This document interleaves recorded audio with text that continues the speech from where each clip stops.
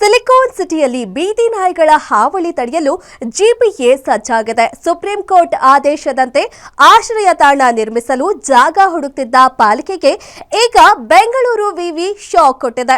ಈ ಕುರಿತ complete details ಇಲ್ಲಿದೆ ನೋಡಿ. ಬೀದಿ ನಾಯಿಗಳ ಶೆಲ್ಟರ್ಗೆ ಬೆಂಗಳೂರು ವಿವಿ ಬ್ರೇಕ್.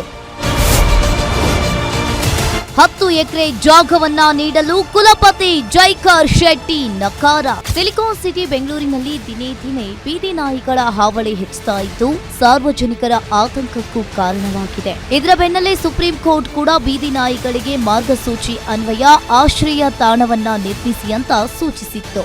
ಇದರ ಬೆನ್ನಲ್ಲೇ ಎಚ್ಚೆತ್ತುಕೊಂಡಿದ್ದ ಜಿಬಿಎ ಆಶ್ರಯ ತಾಣಕ್ಕಾಗಿ ಜಾಗವನ್ನ ಹುಡುಕ್ತಾ ಇತ್ತು. ಹೀಗೆ ಹುಡುಕುವಾಗ ಹಚ್ಚ ಹಸಿರಿನಿಂದ ಕೂಡಿದ್ದ ಬೆಂಗಳೂರು ವಿವಿಯ ಜ್ಞಾನ ಭಾರತಿ ಕ್ಯಾಂಪಸ್ ಕಣ್ಣಿಗೆ ಬಿದ್ದಿತ್ತು. ಹೀಗಾಗಿ ಬೀದಿ ನಾಯಿಗಳಿಗಾಗಿ ವಿಶೇಷವಾಗಿ ಆಶ್ರಯ ತಾಣವನ್ನ ನಿರ್ಮಿಸೋಕೆ ಸೂಕ್ತ ಜಾಗ ಒದಗಿಸುವಂತೆ ಬೆಂಗಳೂರು ವಿಶ್ವವಿದ್ಯಾಲಯಕ್ಕೆ ಜಿಬಿಎ ಪತ್ರವನ್ನ ಬರೆದಿತ್ತು. ಜ್ಞಾನ ಭಾರತಿ ಆವರಣದಲ್ಲಿ ಸುಮಾರು 10 ಎಕರೆ ಜಾಗವನ್ನ ನೀಡುವಂತೆಯೂ ಮನವಿಯನ್ನ ಮಾಡಲಾಗಿತ್ತು. ಆದರೆ ಜಿಬಿಎ ಮನವಿಗೆ ಬೆಂಗಳೂರು ವಿವಿ ನಿರಾಕರಿಸಿದೆ. ಈಗಾಗಲೇ ವಿವಿಧ ಶಿಕ್ಷಣ ಸಂಸ್ಥೆಗಳಿಗೆ ಜಾಗ ನೀಡಲಾಗಿದೆ.